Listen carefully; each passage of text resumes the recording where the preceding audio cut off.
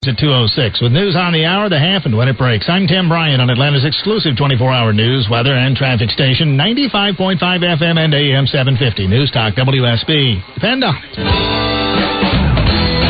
We're talking food and wine, travel, and entertaining. It's the new Belinda Skelton's Atlanta Living on 95.5 FM and AM 750. News Talk WSB.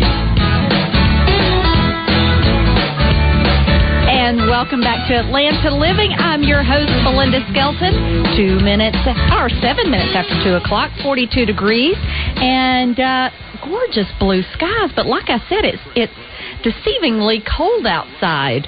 And David Danzig, who writes for Social Season magazine, is in the studio with us, and it's time to talk restaurants and good eating. Absolutely.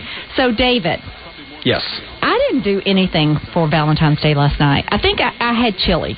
You had chili? I had chili. How romantic is that? Did you just let Clark off the hook? I totally let him off the hook. Was he slacking? You know what? I just wanted a do-over. I think there was a lot of fatigue after this week, especially if you had kids and you were cooped up in the house, and but the great thing is that I think a lot of people, the restaurateurs, they kind of look at Valentine's as amateur night a little bit. I mean, it's a good time. I'm not trying to create enemies out there with my female listeners, but I think you're doing something great tonight or tomorrow or do a brunch. Just create romance. With Valentine's Day being on a Friday night, that you can get away with the whole weekend. You can spread it out. I mean, as a guy, yes, I give myself I'll give all the guys out there as much of a pass as I can, but as a I guess it depends on the lady drives a lot of the motivation there. So, but yes, I think if you bless the men out there to say, honey, let's do it up tonight or do it tomorrow, or here's when we're doing Valentine's Day, absolutely, I think that's so.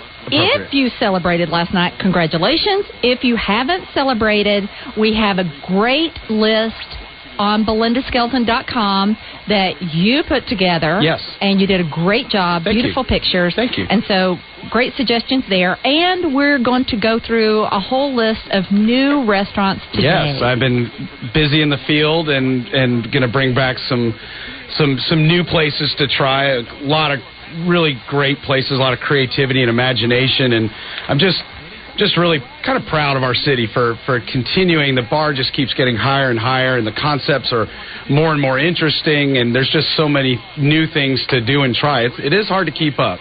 You're only one man. You can only eat so much. I have one stomach, but I have a lot of will and determination, and thankfully a pretty good metabolism. So if people want to share their favorite restaurants with us, we would love to hear from them. Yeah, I'd like to hear that. 404-872-0750. If you ate at a fantastic restaurant last night, or you're planning on tonight, we'd love to hear from you. 404-872-0750. We're going to share some of our favorites with you today. And starting out, this is one that I have not tried, but it's on my to-do list. Yeah, this is really up your alley, Belinda, being up from the Appalachia kind of part of the world, right? Absolutely. So, moonshine. Yeah, well, I've really enjoyed how Appalachia has become mainstreamized. I don't know if that's a word or not. Have you ever had moonshine? I have had moonshine. I had it at the place I'm about to tell you about in Buckhead. So, and I like how bluegrass music and some of this primitive Southern cooking is making it into the mainstream, but I did not foresee moonshine cracking the bourgeois code here. But sure enough, White Lightning is now legal, and you can find it in liquor stores. It's in respectable bars and neighborhoods. And Stillhouse Craft Burgers and Moonshine, that is the name of the restaurant. This recently opened in do you know the East Andrews Entertainment Dojo? Oh, yeah. Over there? Yeah, so it's recently opened over there, and they put this magical elixir as its reason for being at the bar. So you can saddle up. It's very homey.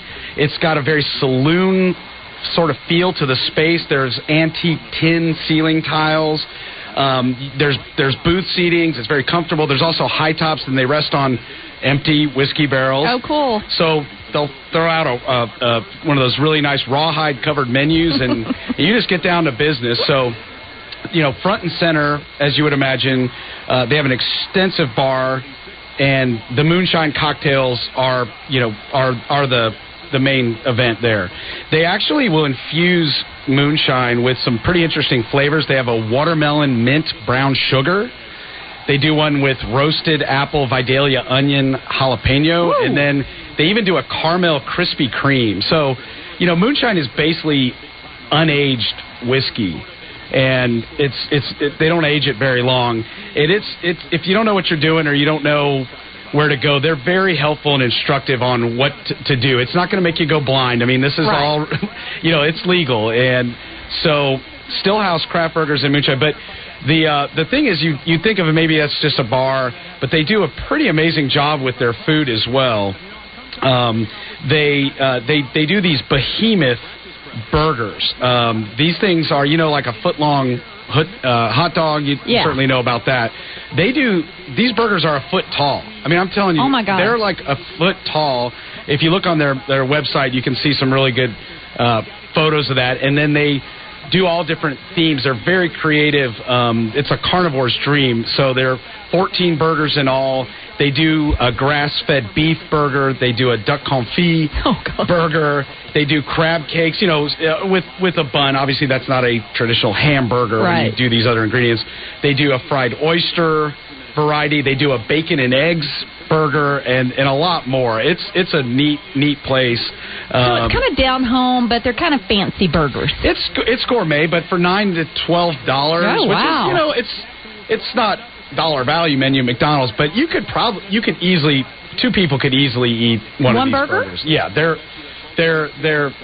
large. I also have to give a shout out. They do a Krispy Kreme bread pudding. Oh God. That has got to be that's got to go on people's sweet tooth bucket list. I mean, you have to go try this Krispy Kreme bread pudding. So I really like Stillhouse. They got a lot of cool things going over there. If they do some things with the moonshine also, I forgot to mention, you can get the bartender to burn some aged pecan, cherry, peach, some different kinds of woods. They blow the smoke into the drink, and it gives it a smoky kind of finish. It's really neat and creative. But it's not just a novelty place. It was one of the top 100 new restaurants in the U.S. last year, according to Urban Spoon. And all these restaurants are going to be up on my website, belindaskelton.com. By when, David? Oh, right after the show. Okay, good. Yes. Good. And folks, like we said, if you have ideas you want to share with us, your favorite restaurants, we would love to hear from you and add them to our list. 404-872-0750. Don't be shy. That's 404-872-0750. And who doesn't love Krispy Kreme and adding that to a bread pudding? No, you can't. It's like bacon. You can put it in anything. Krispy Kreme. You can diet tomorrow. We need to do we need to somehow create a hybrid of bacon Krispy Kreme. Did you see the advertisement for the Bacon Bowl? I did TV? See that. My kids are dying for that, and I'm like, I don't know. It may not be in the food pyramid. It may not quite make it into the healthy food pyramid there, but it probably tastes really good.